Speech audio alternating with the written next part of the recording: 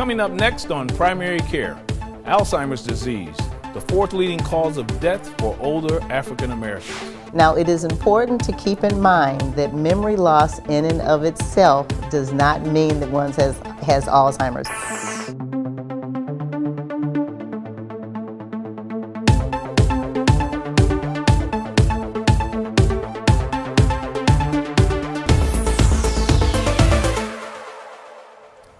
Hello, and welcome to Primary Care, the health show focused entirely on the health and care of African Americans. I'm your host, Dr. Lonnie Joe.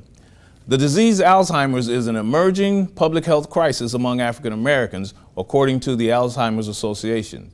Alzheimer's disease is underreported in African Americans and often diagnosed at later stages of the disease, resulting in less effective treatment. Joining me to talk about Alzheimer's and its impact on the health of African Americans is Dr. Gwendolyn Graddy. Dr. Graddy is a board-certified internist and geriatrician. She is also the medical director of the PACE program, which stands for the Program of All-Inclusive Care for the Elderly. Dr. Graddy, welcome to the show. Thank you. Thank you for joining us on this very important topic. And it is. Thank Everybody knows about Alzheimer's. We even joke about it, say, oh, I must have Alzheimer's because I can't find my keys. Would you talk about, to our listening audience and viewing audience, what the real definition of this disease is? Yes. So Alzheimer's is a form of dementia. Dementia is a generic term. Dementia is not a disease. Dementia is a constellation of symptoms. And the most common symptoms for people with dementia would be memory loss, cognitive deficits, problems with reasoning, and ultimately problems with caring for themselves. There are many different forms of dementia, but the most common type of dementia happens to be Alzheimer's dementia. There's also dementia, vascular dementia, which commonly we refer to as strokes or multi-infarct dementia, Parkinson's, Lewy body. There are many different types, but the most common form of dementia, and probably the one that results in the most injury as it relates to both the patient population as well as family, is Alzheimer's dementia. So Alzheimer's is basically what the listening public, the viewing public, is going to be exposed to by virtue of the fact of a loved one, a family member, actually having the disease or symptoms of the disease. Speaking of symptoms, what are some of the early warning signs of Alzheimer's? Probably the most common warning sign of Alzheimer's dementia, of any dementia, but in particular of Alzheimer's dementia, is memory loss. Now, it is important to keep in mind that memory loss in and of itself does not mean that one has Alzheimer's. You just mentioned not being able to remember what you did with your keys. I lost my keys for 2 days. I just found them this morning coming here. But that doesn't mean that I have dementia. Right. I just have too much stuff in my purse. But the most common and the initial sign, the thing that people will begin to think, is something wrong, is memory loss. And it's memory loss that impacts a person's ability to perform. It impacts a person's daily operation. So memory loss is the most common and the earliest possible symptom that there may be dementia. So what should a family member be looking for? Okay.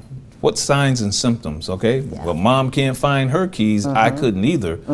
When should we say, listen, maybe mom needs to be evaluated? Okay. So because memory loss is the most common and the earliest symptom, one also looks for memory loss that impacts the person's ability to perform their daily activities. So for instance, usually memory loss in Alzheimer's is the loss of memory of recent events. And so you discuss with mom, I need you to get up in the morning and do whatever it is that you ask mom to do. Mom will not remember that maybe 5 or 10 minutes later. So it's mostly recent memory that would be the problem or make you think maybe I better have mom evaluated. The other thing is the person beginning to have difficulty performing their usual operation. We call them activities of daily living. We don't think about getting up in the morning and going to the bathroom, or that we have to eat, or you walk across the floor to do whatever you need to do, or dressing or bathing. Those are things we do naturally. We don't even think about them. But the person with dementia may begin to also have problems with performing some of those activities of daily living. And that may be just enough of a clue for the family member to say, I better have mom or dad or my loved one evaluated. This disease seems to be ravaging the African American community. how are we responding Yeah. to the onset, the treatment, the change in everybody's schedule? I mean, what kind of issues are really presenting to the family as a whole, taking care of a patient with Alzheimer's? I think I'd like to start with the initial part of that statement and how it's impacting African Americans. I think one of the major issues right now as it relates to African Americans and Alzheimer's dementia is that the disease is being diagnosed later in African Americans. And the question should be, why are African Americans diagnosed later? We know that the diagnosis is important for impacting intervention. No diagnosis, no intervention. Or if a diagnosis is made too late, it's similar to cancer. The diagnosis is made too late, the interventions or the options for treatment are limited. So part of the issue is that African Americans are diagnosed later for several reasons. One reason is oftentimes that individual does not present, the family member doesn't present that individual with the symptoms because it may be felt this is a normal part of aging. You would expect this as people get older, but it may not be normal.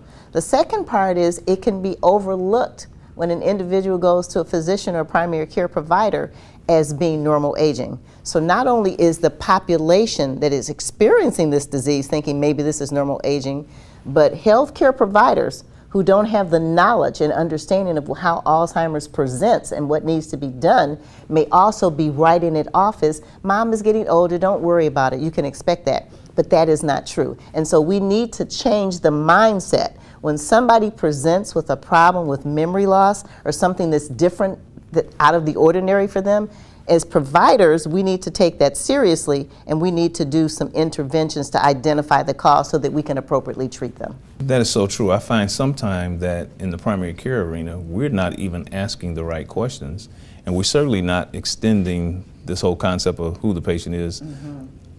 An extension of the patient is the family and the caregivers. Absolutely. Sometimes it's necessary to talk to them.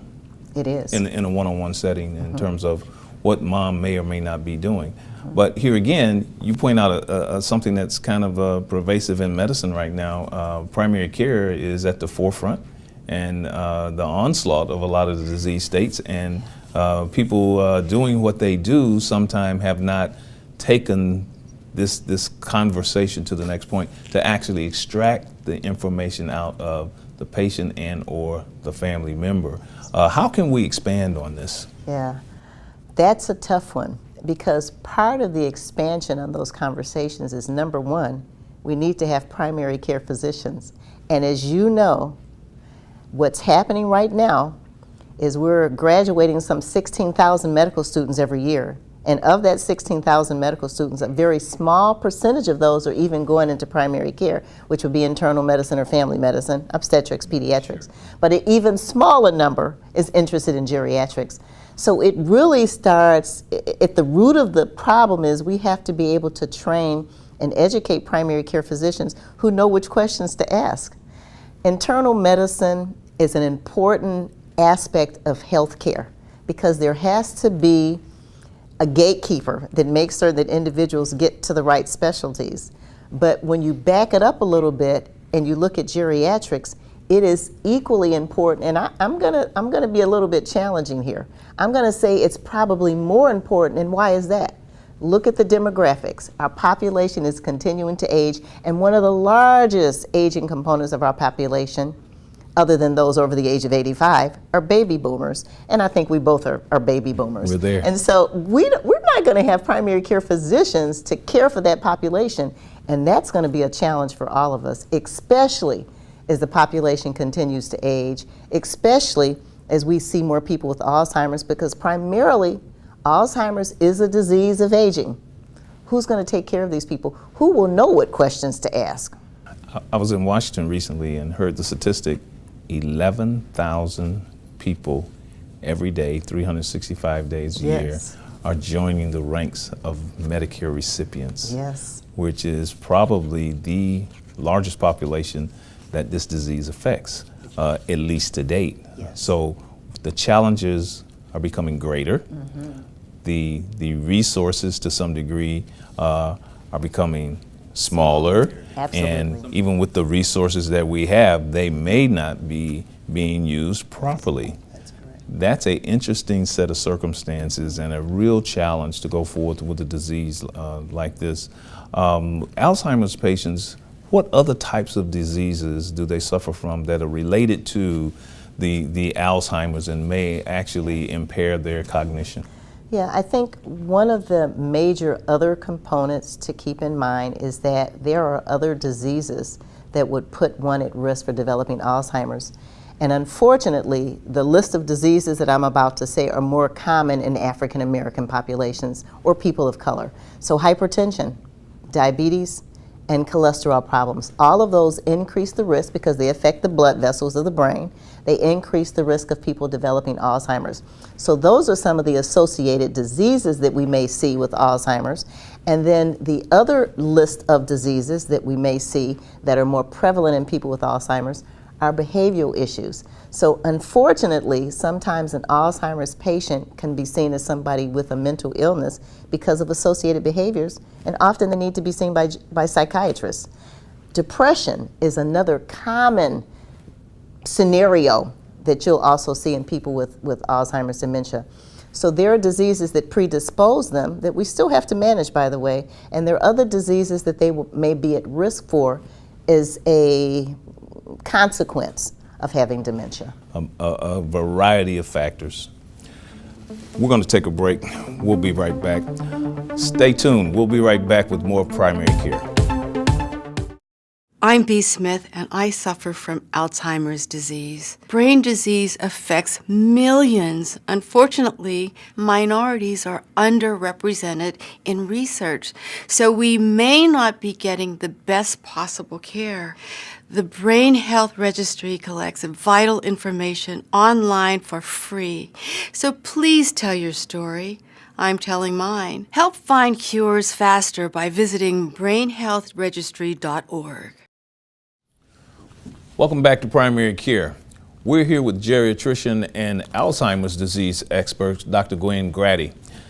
Dr. Graddy, the majority of people living with Alzheimer's disease are cared for by someone at home, a family member, a caregiver of sorts that has been brought in.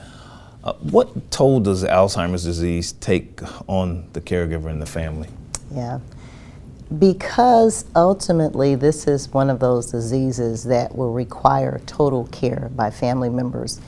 And another part of this disease that makes it so devastating is a disease that causes you not to know who you are or the people who you love. I can't even imagine how devastating that would be for caregivers. So you're caring for someone that you've known all your life or who has taken care of you all your life, and this person now no longer recognizes you. And in some cases may even accuse you of doing things that obviously you haven't done. Or become fearful of Or you. They become very fearful. They become paranoid. And so the ability of a caregiver now to care for someone who no longer knows them, who they've loved and who has loved them, can be very stressful. And what we found is that caregivers suffer from conditions as a result of being put under that type of stress. They're more likely to have problems with heart disease, hypertension. They make more emergency room visits than the patient that they're caring for and may end up in the hospital.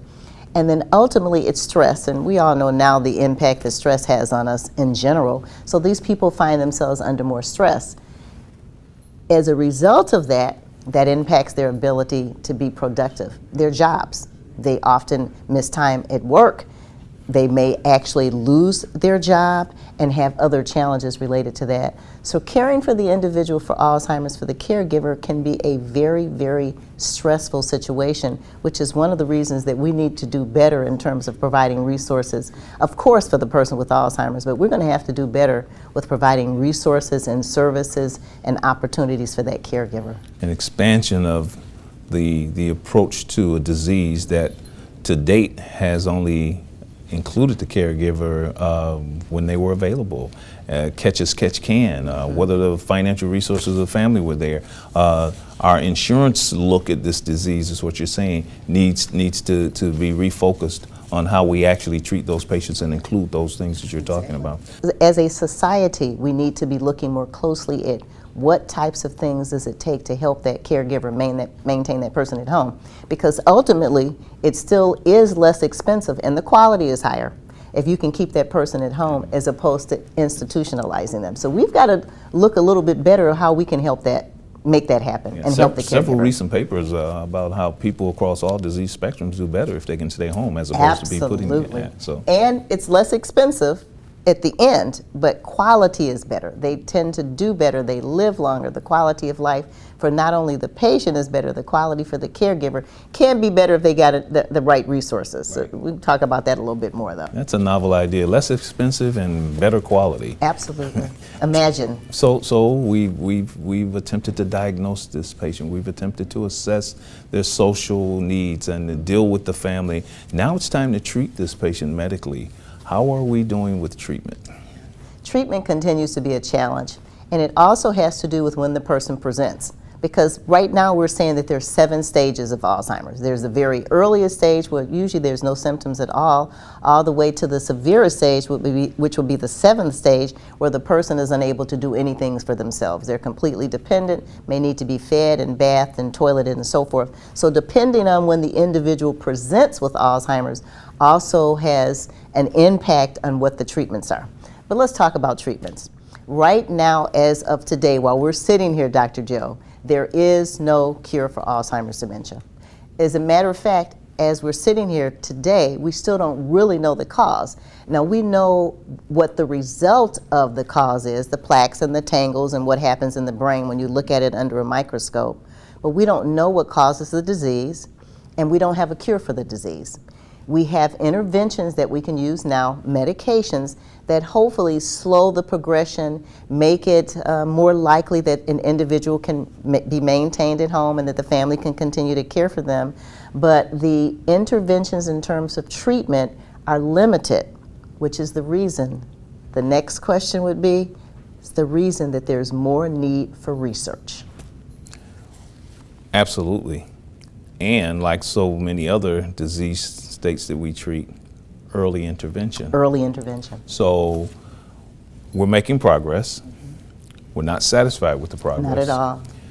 There's a little bit of a phenomenon that's occurring though, where we see the disease itself presenting from the age group standpoint of view, coming down the scale a little bit. We're gonna go to a break. When we come back, let's touch on people in their 40s and 50s who are being diagnosed with this disease at an early stage. We'll be right back with more primary care. There are over 34,000 Daves in Southeast Michigan. Big Daves, medium Daves, baby Daves. At Henry Ford Health System, we're inspired by every Dave out there, and every Shannon, Charisse, Miguel, and Ahmed. Because no matter your name, we believe care should be built around you, not someone like you or near you, but care designed for just one person, you. Henry Ford Health System, all for you. Welcome back. We're here with Dr. Gwendolyn Graddy, Medical Director for the PACE program of Southeastern Michigan and a Alzheimer's dementia expert. We're having a phenomenal discussion about this terrible, terrible disease. If any of you have had family members that have suffered with this and been around their care and their transition that they make through this disease, you know how difficult of a situation that the patient is in and the family is in also. Gwen, this disease state is costing Medicare and the nation about $226 billion a year, and potentially this disease state is one of a handful that can possibly bankrupt Medicare if we don't do something about it. We touched a little bit in the last segment on treatment. Tell us about research and what kind of progress we're making.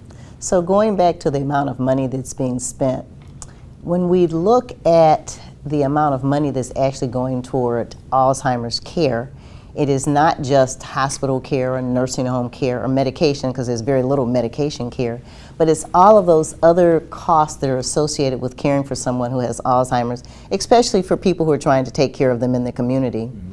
The interventions that we have, I've already mentioned, are limited. We have limited medications. The medications do not cure or stop the disease, by the way, and we need to be really clear on that, because sometimes people will think if I get mom or dad on this pill, it's going to stop the disease. It doesn't stop the disease. It may slow the progression, or it may slow some of the behaviors associated with the disease, but it doesn't stop the disease because we don't have the capacity to do that yet. One of the things, however, that we have not done well, in my opinion, professionally, is research for Alzheimer's. When you look at literature and you look at the amount of money that has gone into looking at doing research on different diseases, I'll use cancer as a prime example, and even heart disease. When you compare the dollar for dollar, the amount of money that goes toward caring for people with Alzheimer's, we know now is significantly more, especially in that last 5 years of life. Literature just came out in 2015 in the Annals that talks about the amount of money the last 5 years of life spent for Alzheimer's is almost $300,000 compared to heart disease, which is $170,000, and cancer is about the same. So there is something wrong with that equation when that amount of money is being spent on a disease, but the amount of money being used to research that disease is limited. There's really a disconnect. There's a disconnect. Which impedes progress going forward. Yes. And going to get more expensive if we start talking about the onset and the presentation of this disease in earlier decades of life. Exactly. So I think part of the reason that research hasn't been done is, and I don't know, it may be that this is an older population. It's thought that maybe their productive years and really what they have to get back to society is limited, unlike heart disease where the population tends to be a little bit younger. So we've got to get a handle on why we're not doing more research, and we can't just do research. That research must include more African Americans, because much of the research that's been done has not included African Americans or people of color.